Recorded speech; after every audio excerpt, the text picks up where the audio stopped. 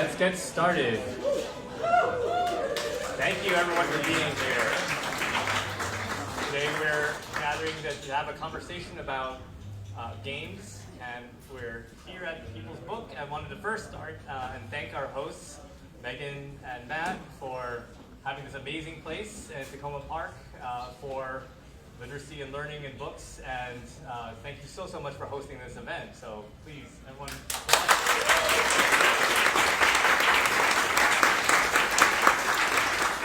I hope you pick something up while you're here. All right, so hopefully people here are here to hear about games and game design and the local game design scene here in DC, or learning about how games fit into our world and our culture. Let's start first with introductions, and because we're here at a bookstore, I'm going to ask you to introduce yourself, your name, maybe the games you have designed, and then a little bit about your local connection to here in the DMV, and then the best book you have read recently. I hope that's not going to surprise you. So. Yeah, of course. So my name is Connie Vogelmann. First, I just want to say thanks everyone for coming. We're really excited to talk to you today. I designed Apiary, which is in the window over there, and Wyrmspan, which is a sequel to Elizabeth's wonderful Wingspan. Connection to DMV, I've been living we live in kind of downtown DC. We've been here for about 10 years. I basically moved right after law school, and probably you're never going to pry me out of this area, because it is a wonderful, wonderful area to be. And for best book, I'm going to call out Martha Wells's Murderbot series. I'm a huge sci-fi fan, yeah. And I read the first one a long time ago, and then went back and just read all of the novellas and the novels and stuff in that series. So highly recommend, 10 out of 10. Murderbot is like my favorite character in the world. Okay. Hello, my name is Tory Brown. I am the designer of Votes for Women, a game about the American women's suffrage movement. I graduated from high school in Fairfax County. I graduated from college at a public university in Virginia. I lived in all four quadrants of Washington, D.C., and I just bought a house and moved in Baltimore. So, get your housing straight, DC. I am the designer of Votes for Women, and I come to that as an activist, as a person that's worked in nonprofits and movement building activities. It believes in the power of people, the power of many over the power of money.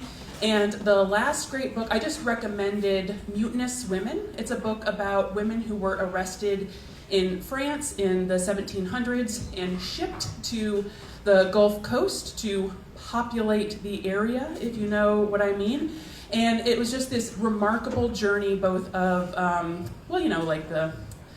the carceral state, as well as women's survival across the sea in really inhospitable places like the Mobile Bay, and just a really interesting way to think about American history and through the people that have survived it. So that's me. My name's Elizabeth Hargrave. I designed Wingspan and a bunch of other games, and my game that is just now coming out is called Undergrove. It's about mushrooms. I have lived in the DC area since 1996, although I spent second grade here when my dad was on a sabbatical. And I live about a mile from here, so this is my local bookstore. Yeah. And I am going to recommend Whale Fall, which is nature adjacent. There is a whale, but there's also a lot of human drama. It's quite a read. I went into it not knowing much about it, and I recommend that approach. Hi there. So I am Alexi Sargeant. I'm a designer of tabletop role-playing games.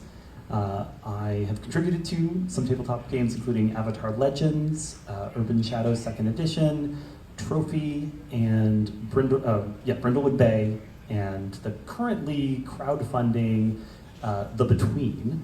I've also published some of my own games, Back Again from the Broken Land, and The Great Soul Train Robbery.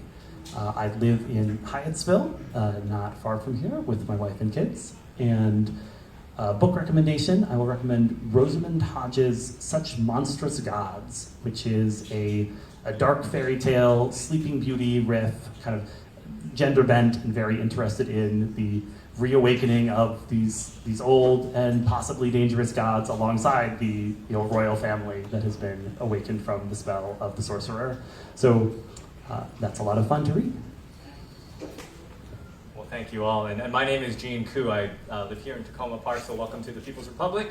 Let's start with a quick audience poll, if you don't mind, because I want to keep things a little bit interactive. And so, very quickly, raise your hand if in the last week you have read a book. And be honest, okay? Nobody's judging. All right. Keep your hand up if you played a tabletop game, or raise your hand if you played a tabletop game. All right. Have you played a console or a computer game? All right. Or a mobile game on your phone? What about a sports game? Kicking things or whatever that is. Yes. All right. So games are definitely part of our lives, and we're here at a bookstore, which is a different medium of books, and I thought one of the interesting things we could have a conversation about is looking at games as a medium of communication and what we're trying to convey as we're either designing. Sorry, I actually. There we go. Sorry.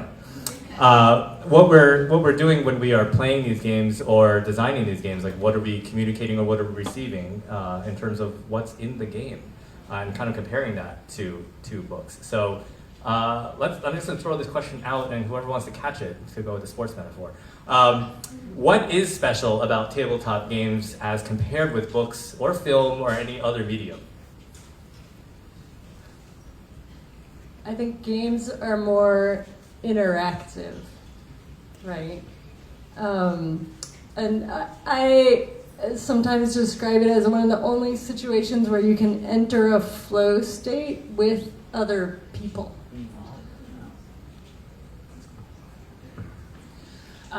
I think besides, there are people that will play my game that will never read a book about women's history.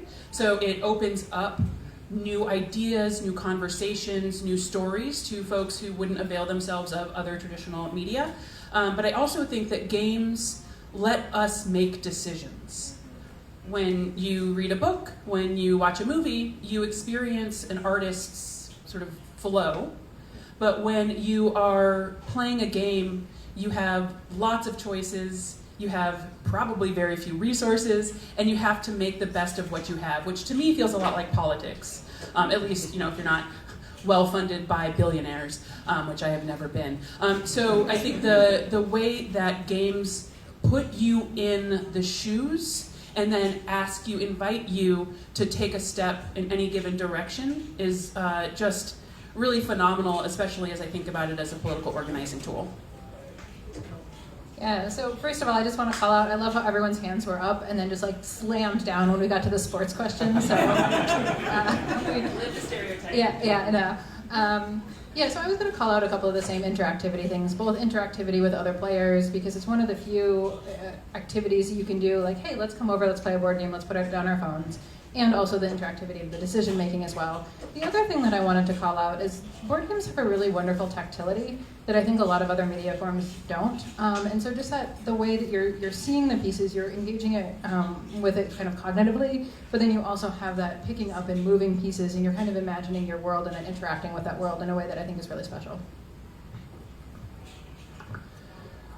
I'll speak more specifically to tabletop role-playing games, where I think one of the most special things about this medium is that the primary audience and the creators of a given story in a tabletop role-playing game are the same people, right? Like, you are gathered with some friends and you're going to tell a story together, and it is told to those people, and you get to be both the creators of a story and the receivers of the story, and at the end of the night you feel like, wow, my friends and I have told something really cool. And if the game designer has done their job properly, they've given you all the tools you need to do something really cool and tell a great story with the people that you're playing with. Awesome, thank you. Well, before going into the next question, let me just do another audience poll. How many of you have played a game by that was designed by somebody up here? Okay. All right, because I wanted to get a sense of your familiarity or your literacy with these games before asking this next question, but maybe still do a little bit of explanation as in going into this. how do you lean into those unique qualities of a game in your work as a designer and the games that, and maybe you can talk about a specific game or that you've done. All right, I guess I'm the stucky on this question. So, I mean, for me, I really come into it kind of from more of the, I'm very much a mechanism-first designer, so I kind of come up with this mechanism, but I'm always sort of thinking about, and this is something that I've really learned as a designer, again, it goes back to that tactility of how do you feel those pieces, see those pieces, interact with those pieces, and what's kind of getting in the way of that kind of design and that play experience. You know, so for me, so one of the coolest things about Apiary, for instance, so Bees in Space ties to my sci-fi book recommendation earlier, but it has these miniatures that are 4 sides, and every time you basically interact with them, you are turning those workers, and that kind of feeling, I think, just works so well in this space, and it's not something that would be the same sort of if you see it on a computer screen. So I think for me, that's kind of always the thing that's in the back of my mind. So Votes for Women is played on a map of 48 states, the 48 states that existed in 1920. And the game asks you to organize out in those states. There's 48 of them. Which do you pick? They all count the same, according to Article 5 of the Constitution, where we get our amendment process. They all have different contours, but how do you start? And there are design mechanisms in the game that encourage you to go different places, and there are historical ties why those states were chosen. But the design guides, but does not override. Right? The guide, the design, the rules, the ancillary pieces give you options, but you still get to make those decisions. And so, when in politics you're looking at a targeting map and you have to decide which districts to invest in, which races that we're going to play in, as we minimize it sometimes, you have the opportunity to think about trade-offs and about what you sacrifice by making this decision, and the game leans into that because it's a game and you can make decisions, and at the end of it you can put it away and not have to think about it anymore, which is really nice. Yeah, I think an awful lot about game design is crafting that decision space for your individual turn so that almost every turn you have something interesting that you have to make a decision about. And on the other end, that it's not so overwhelming how many choices you have that it's not a fun decision. But that tug of like, oh, I really want to do these 2 things, but I don't have the resources or the turns or whatever to do both of them. That becomes like that meaty, like I feel like what I'm doing matters and is interesting and keeps the game moving forward. Okay. Emerging theme here, right? The sculpting of player agency is what we're working with as game designers, whether we're doing board games or role-playing games. And so in the role-playing games that I've created, a lot of what I'm really interested in is how your characters grow and change, right? How do you depict characters, who maybe start off one way and, become hardened and cynical, or break out of a hardened and cynical crust and do something, foolhardy and idealistic by the end of your session of play. And so I think about mechanizing that, so it's not just flavor, but there is something in the game itself that pushes you to portray characters with this sort of arc. So in my game, The Great Soul Train Robbery, you're playing as desperados robbing the train to hell. It's an allegorical weird western where you're some form of cowboy archetype who's decided that your best and only option is to steal something from this terrible supernatural train that's headed to the depths of the underworld.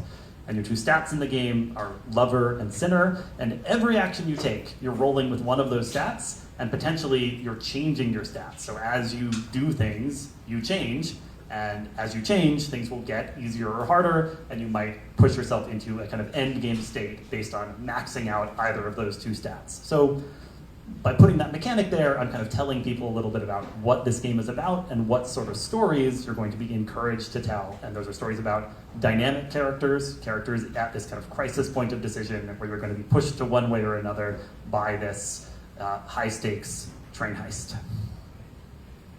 Amazing. Thank you all.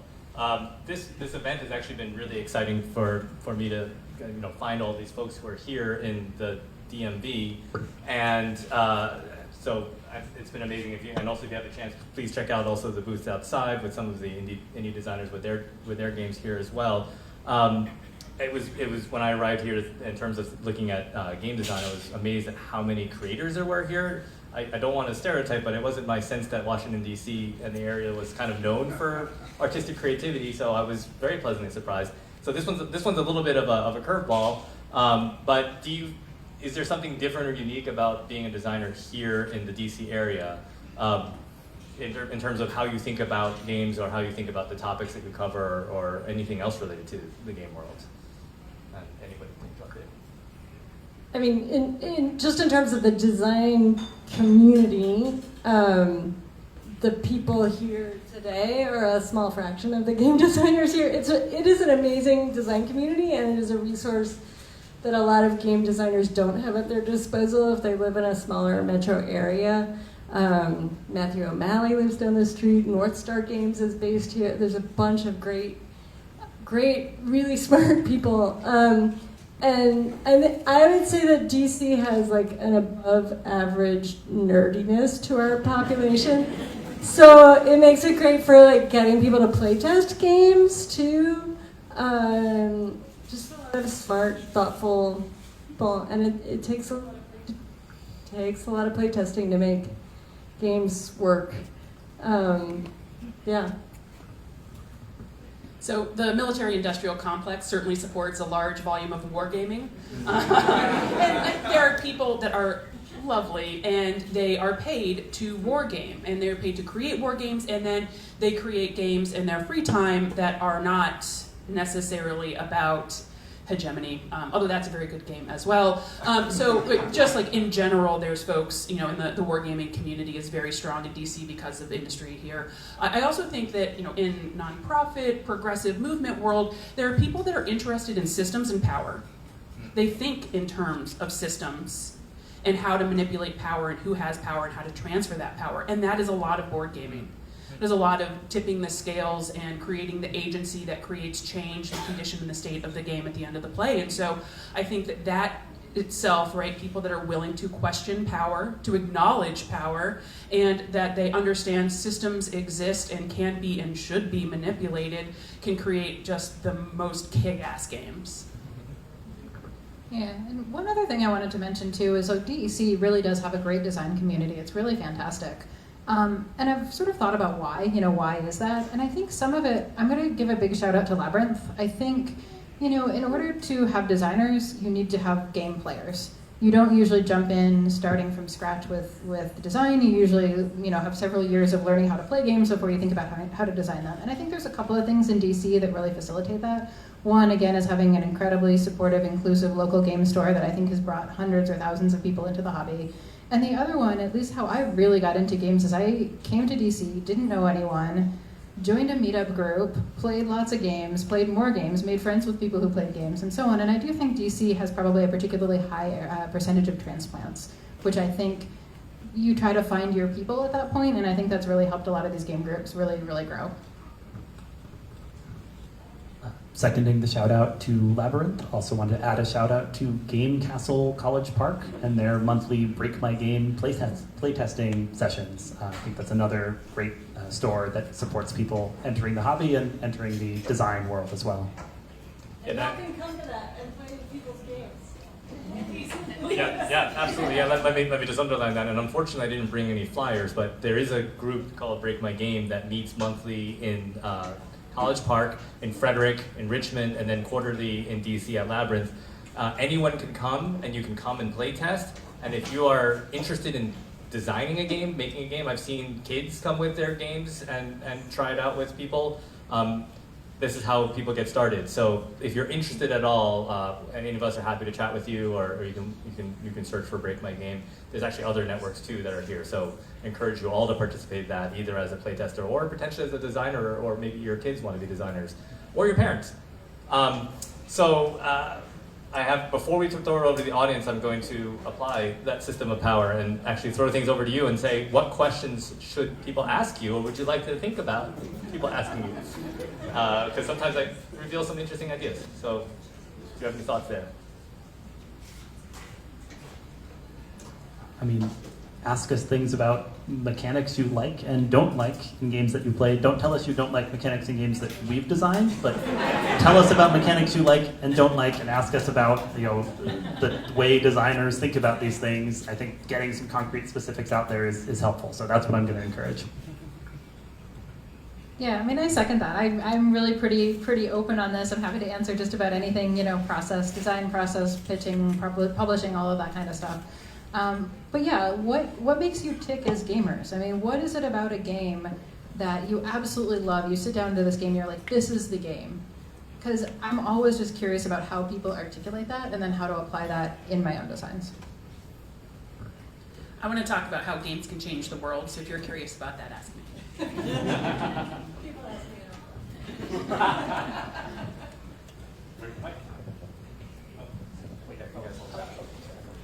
So I think you had mentioned that, like, with Apiary, you started with the mechanics. So I guess this is just for everyone, but do you come up with, like, oh, I want to do a game about birds, and then you figure out what to do with the birds, or do you figure out the mechanics, and, or, you know, how does that process work for each of you? Yeah, absolutely. So as I mentioned before, I tend to be a little bit more mechanism first forward, and I think if you ask 10 designers, they'll all tell you something slightly different. I think for me, it's really important to get both locked in fairly early, because a lot of times real-world examples can really inform rules decisions. So one of the things I always think about is, so there's a game called Dungeon Pets, and you're raising these little monsters. They're very cute, though. And there's a rule that if a monster doesn't get taken from the market, mysteriously the meat stall has more meat in it next round. Dark, yes. I haven't played that game in a decade almost, and I still remember that rule. And so that's, I think, a really good example of how theme can inform, like, weird edge cases like that.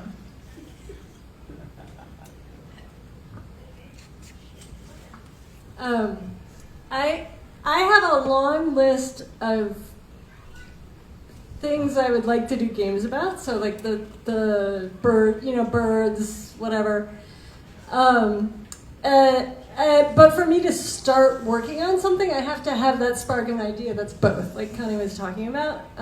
But for me, it is sort of more like the subject matter first, but then it's not a game until you have that idea of, like, okay, what are the mechanics that will implement that thing in the world? Theme first. I come up with some flavor, some story that I'm really interested in expressing as a game, and then I will do the quickest, laziest job possible, creating some mechanics so that it is, you know, testable.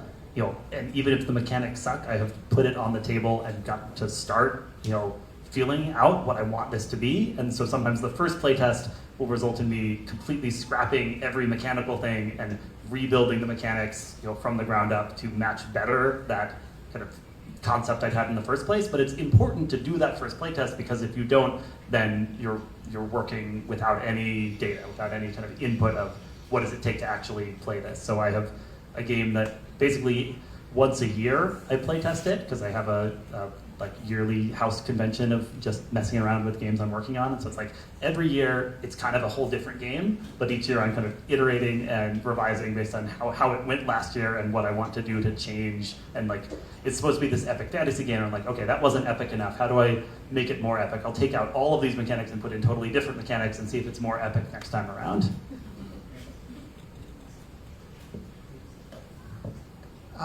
You all talked about how people have agency in your games, and it's not just something you passively experience like a movie or music. I'm curious if there's anything that you've seen players do with one of your games, or, you know, something that they bring to the table that has surprised you to where you didn't think about, like, oh, that's a great strategy that I didn't even contemplate, or something like that. This is easy for me because with tabletop role-playing games, I'm surprised literally all the time, right? Like, it's, you know, it's very open-ended. You know, I've created a framework and mechanics, but you get to build characters that go into the game that I've made, and I'm always surprised and delighted by the characters people create and the ways they interpret or reinterpret what I've put out there in the game text. Yeah, I think for me it's almost a little more opposite in the sense that people surprise me by the pitfalls that they fall into. So when things go really, really sideways, I'm like, why are you doing that? Like, why would you do that? But that's really good as a designer. I mean, that's literally why we playtest games, to basically have that sense of, okay, my incentives are not correct here because either people don't know what they're quote supposed to do, and that's really a concern when they haven't found the fun, right? Like they can do anything they want as long as they're having fun, and so it's my job as a designer to align what players are incentivized to do with what they're going to actually enjoy. So that's sort of I think the hardest and most satisfying part of playtesting. I don't know. I mean, I've seen people play my game in ways that I would never expect, and it's gone terribly. So that, I think, is... there are some questions that keep coming up that seem obvious to me, but now we're in the second printing of the rule book because they just keep coming. Like, there's some things that like seem obvious to us and our biases, and when you're so close to a game and its book and everything for so long, and then you hand it to somebody and they're like, well, what happens if you roll a 7? And you're like, I don't know. Whatever happens if you roll an 8, all right? So it just, I don't know, human beings are surprising and lovely. Sometimes they break the game, but I don't know if I've seen anyone enfranchise women in 1860 before the Civil War. Like, it just hasn't happened, which would be weird. Good, but weird. I don't have specific examples, but I will share this concept that someone shared with me that I think a lot of people haven't thought of. But for all of our games, we probably playtest like 100-ish times before it comes out, right? Which is a lot. You feel like you've seen everything. Your game hits the shelf and it's selling like a few thousand copies, maybe more.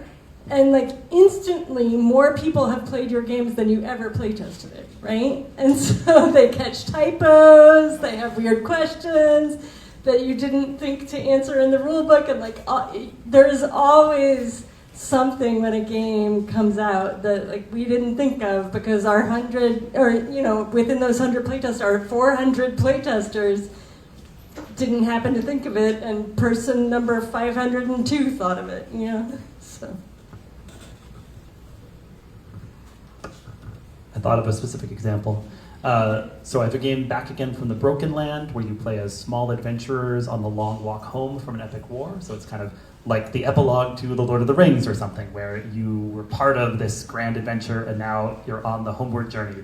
The Dark Lord has fallen and you are going back to your hometown. That's all in the setup of the game, right?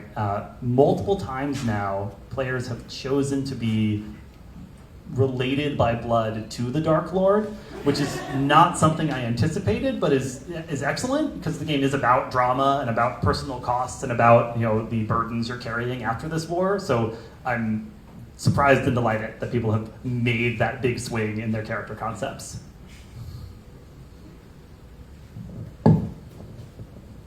As you begin, you've started a game, you got an idea, you got some mechanics, logistics going. As you kind of are in the middle of your development, where you're trying to fine-tune things, how much consideration do you give to, gosh, if I go down that path, there's going to be 5 more little pieces involved, and what's that going to do to the economics of the game? Will that limit the number of people that buy the game, etc.? I write games that are just books, so it's easy for me. Yeah, so for me, it depends a lot on your goals. If you want to publish a game on Kickstarter, or say you want to publish a game on, say, Game Crafter and just make 5 copies for you and your friends, shouldn't matter at all. If you are trying to find a more mainstream publisher, though, those costs really matter. They will directly lead into your price point. One of the interesting things I've learned is that paper and cardboard is basically free. I mean, you can keep adding lots of cardboard chits until the end of time, but as soon as you start adding something like wood or some kind of custom minis or custom meeples or something like that, it is going to put your game at a different price point. So I think that's definitely an important consideration. I'd say no. If it makes the game better, let's put it in. I do have a publisher, and my publisher is here, and Kevin would rather make a bigger box than a plainer game. right? Like once you start making the box bigger, shipment changes, right? The logistics of all of it, certainly the price of everything inside of the box, it all changes. But people are buying a board game, and they're buying an experience, and they're buying what they've heard from their friends. And if there's something that makes that better, more interesting, more replayable, then let's giddy up. I think the biggest example for me was with the Fox experiment. If you guys have seen that game, you're rolling a lot of dice. By the end of the game, you might have like 10 or 12 or 14 dice that you're rolling. And I designed it as a 6-player game. It's because most turns are simultaneous, so it doesn't take that much longer to add the next 2 players after a normal 4-player game. The box is 4 players worth of stuff, and there's an expansion you can buy for the next 2 players worth of stuff, because not only do the dice cost money to manufacture, but it makes the box really heavy, and so it's a shipping cost as well. And so they just decided they wanted the base game to be at a price point that was affordable and sort of in line with other board games, so they made that split, even though for me, it was a 6-player game from the very beginning.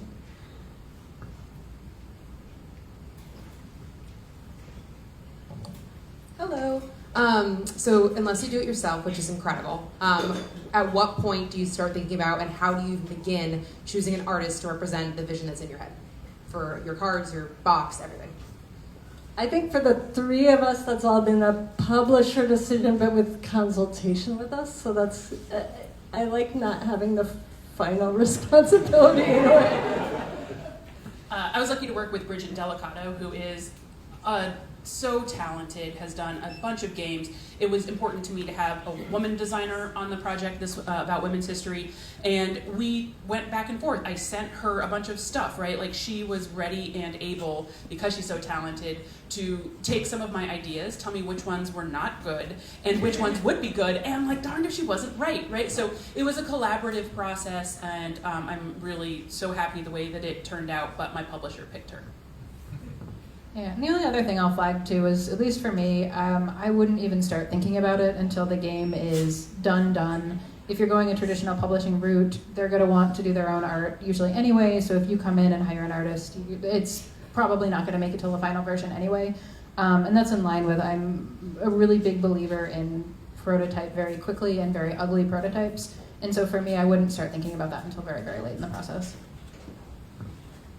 I self-published both of my games. I did a bunch of the art for them myself, but I also have a big list of artists whose work I like, and I found that by just stalking artists on social media, right? Like, when they post their portfolios, I'm like, yes, please, I'm adding you to the list so I can come back and see if you're the right fit for some project I'm working on. So for both my games, I ended up with the Kickstarters being able to hire, to commission a cover artist to create a cover that was better than what I could do myself.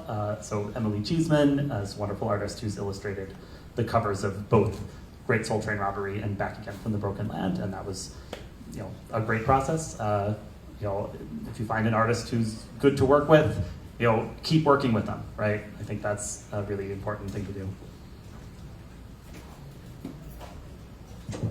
Okay, so you have people that are looking for an immersive game, and then you have people who just look for that one tiny little twist that makes it so the entire game is completely different.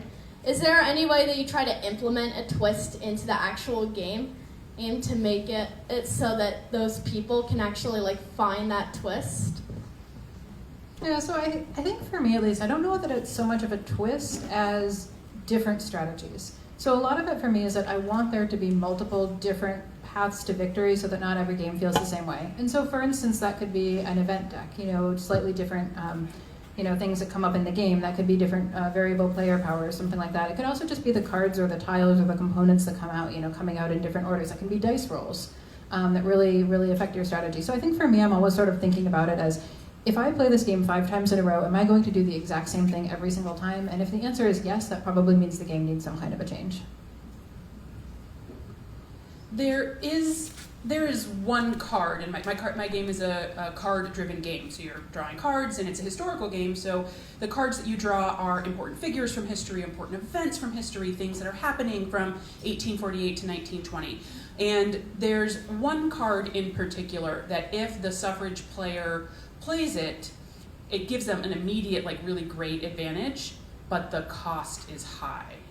The other player can do a lot if they play that card. So whether they play it early or they play it late or they don't play it at all, they use it for some other thing, it has a big impact on whether they can win the game or how easy it might be to win the game. And that was really important to me because it's a card about equality and about who gets to play in democracy. And so that card is a big twist that was really important to me because of the way that, who gets to vote matters a lot in this country. And so it's a bit of a twist. I've seen folks win by playing. Every time somebody plays it, I'm like, hope you know what you're doing. But that's part of the replayability of the game, right? What happens if I don't play it? What happens if I do play it? And it gives folks options, and it lets them realize that maybe short-term gain comes at a big cost, and that we are better off when we all go together than when we leave a few people behind. All right, we got time for one more question, but before we go to that question, I'll just say right afterwards, I don't know if you'll be able to stick around. The games are available here for purchase. I hope you'll consider doing that. And I don't know if you're willing to autograph. Perhaps it's a little bit different than books to autograph, but there's some places not yet. All right, all day. So, and I do encourage you to browse around and look at all the wonderful things here at People's Book. So let's go to the last question, and then we can then mingle. So I'm fascinated by games like Wingspan, Fox Experiment, especially Votes for Women, that incorporate real-life information and can educate you about something. And I'm really curious how you approach designing those things and incorporating that and where it butts up against gameplay. So you have something that's fun as well as educational. Yeah, that's a huge question.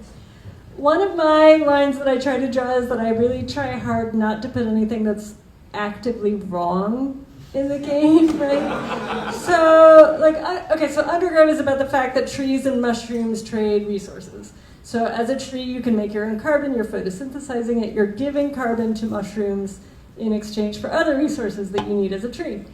And so many playtesters over time were always like, I really want there to be mushroom powers that give me carbon. And that was just that was a hard line for me. Mushrooms cannot photosynthesize. So stuff like that, right? Whereas many of the powers on the mushrooms are still kind of made up. Very made up. So yeah, you just have to find what's the line you won't cross in terms of no, that's wrong, and this is artistic license and hand waving, but feels right and helps tell the story in a way that gets the information across about the way the world works. It was also important not to get anything wrong in Votes for Women. In fact, there's a podcast where they get these professors to play these games and ask, it's called Subject Matter Expert. That was the most stressful listen of my life. This women's studies professor about the suffrage movement and playing, and she liked it. We can all exhale. I think I started from, what did I know about the suffrage movement? Susan B. Anthony, Elizabeth Kate Stanton. Oh, that's probably more than most people, right? A very basic level. The first place I started my research was Wikipedia. I figured, that's not the last place I go.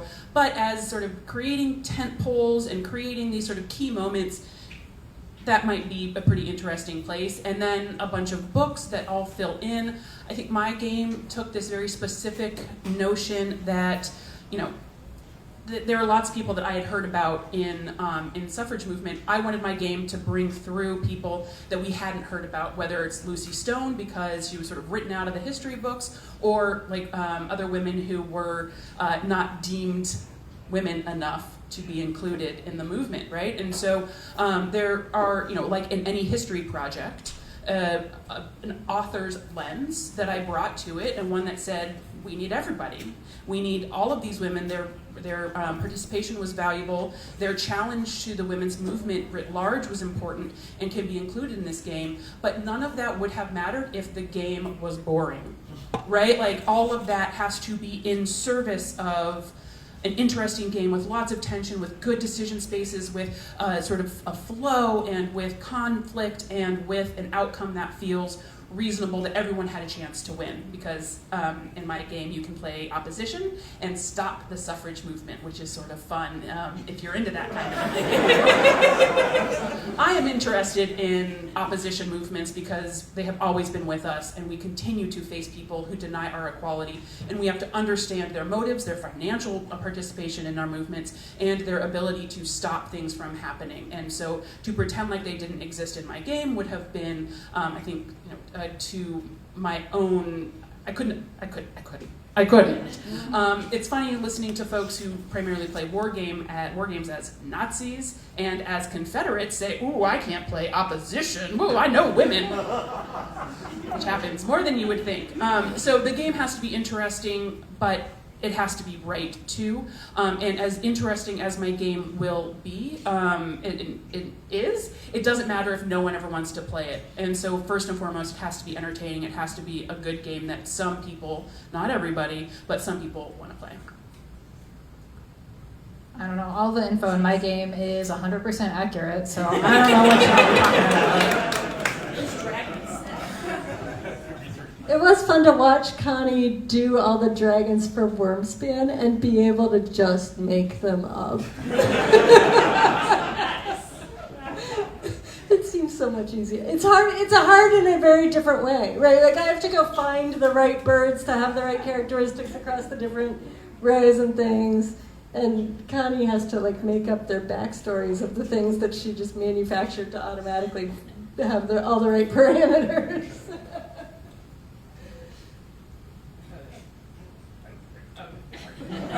Train to hell. Do your research. Well, again, thank you all very much. Thank you to People's Book. Yes, can we give a huge round of applause for our